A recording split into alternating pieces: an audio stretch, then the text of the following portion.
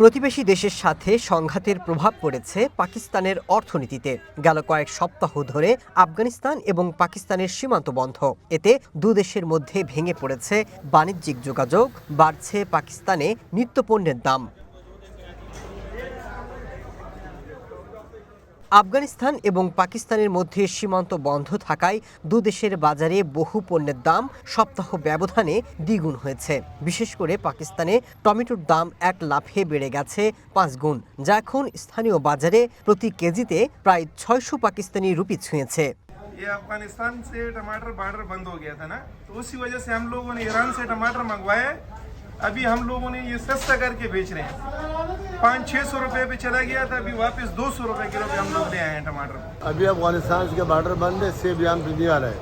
अभी इसीलिए पाकिस्तानी गोल्डन महंगा है। 3500, 3600, 3800 इतने तक जो है ना अच्छा गोल्डन जा रहा है। बाकी कुल्लू सेब जो है ना 2200, 2100, 3000 तो 2300 तक।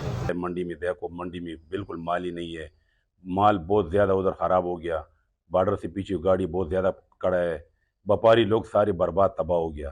सारे रोता है कब बिल्कुल व्यापारी गर्क हो गया।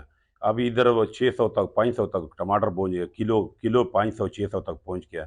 পাকিস্তান আফগানিস্তান চেম্বার অব কমার্সের তথ্য অনুযায়ী দুদেশের বার্ষিক বাণিজ্যের পরিমাণ প্রায় $2.3 বিলিয়ন, যার বেশিরভাগই তাজা ফল, শাকসবজি, খনিজ, ঔষধ, গম। আর সীমান্ত বন্ধ থাকায় এসব পণ্যের সরবরাহ থেমে গেছে।